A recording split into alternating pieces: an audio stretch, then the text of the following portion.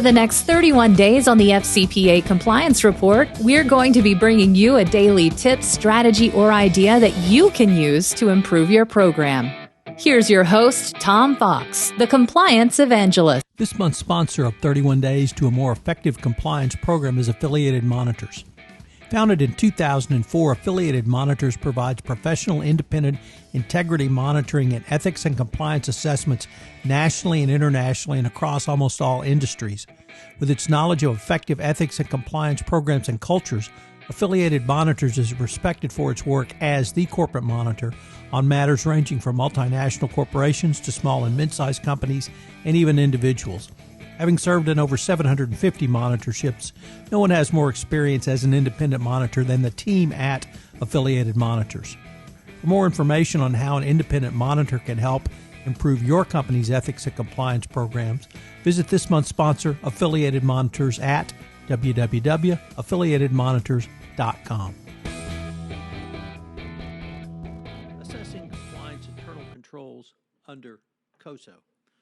I conclude this section on COSO 2013 Internal Controls Framework by considering what COSO says about assessing compliance internal controls.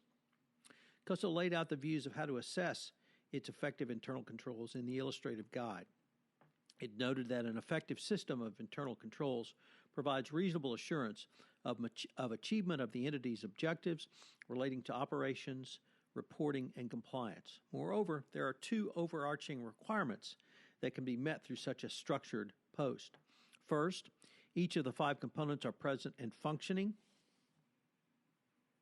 Second, are the five components operating together in an integrated approach.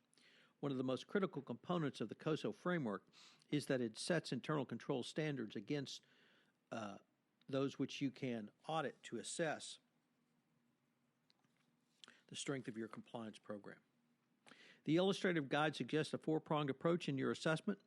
Number one, make an overall assessment of your company's systems of internal controls. This should include an analysis of whether the components and relevant principles are present and functioning, and the components are operating together in an integrated manner.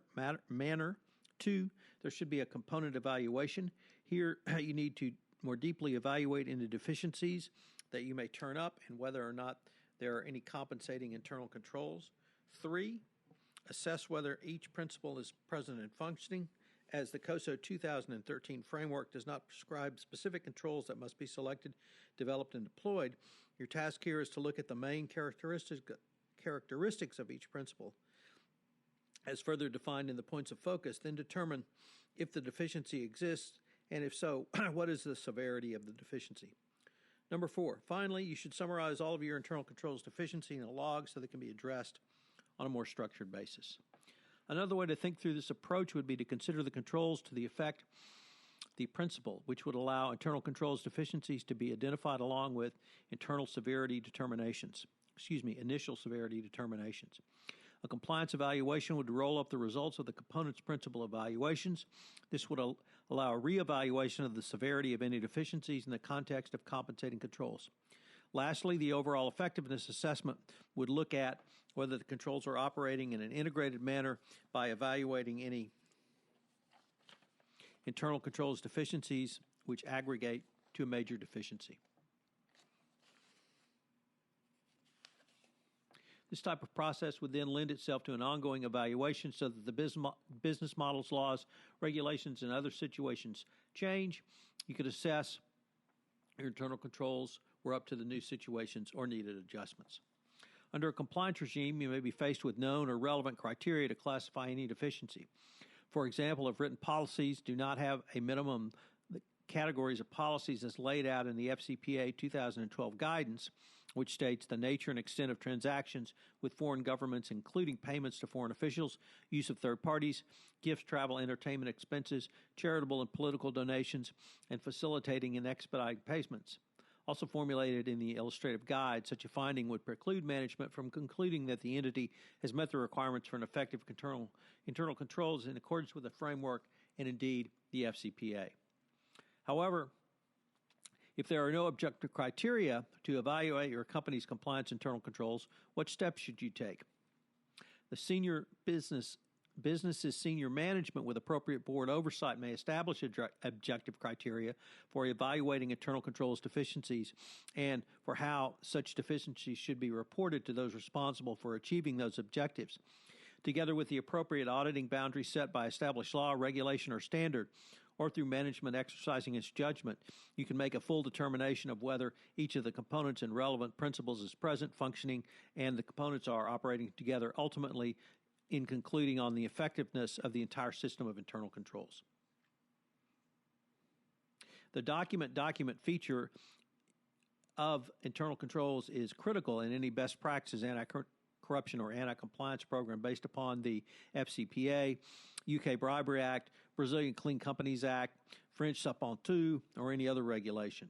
With the illustrative guide, COSO has given the compliance practitioner a very useful roadmap to begin an analysis into your company's internal compliance controls. When the SEC comes knocking, this is precisely the type of evidence they will be looking for to evaluate if your company has met its obligations under the FCPA internal controls provisions. So what are today's 3 key takeaways? Number 1, an effective system of internal controls provides reasonable assurance of achievement of an entity's objectives relating to operations, reporting, and compliance. 2, there are 2 overarching requirements for effective internal controls. First, each of the 5 components are present and functioning. Second, the 5 components operate together in an integrated approach. We're going to take a look at how this overarching requirement was not met as internal controls were present but not functioning on the final day of July when we take a look at the recently released Halliburton FCPA enforcement action. Finally, number 3, for any anti-corruption compliance program, you can use the 10 hallmarks of an effective compliance program as a guide to your test so that you have some standards to benchmark against. This is Tom Fox. I hope you have enjoyed Day 20, and I hope you'll join me tomorrow for Day 22 of 1 month to more effective internal controls. This is Tom Fox. I'd like to thank you again for listening to this episode of 1 month to more effective internal controls. If you have any questions, please feel free to email me at tfox@tfoxlaw.com.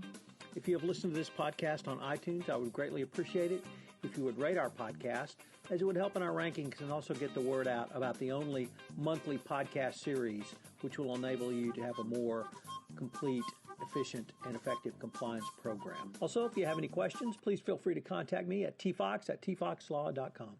This is Tom Fox. Thank you very much for listening, and I hope you will join us again tomorrow.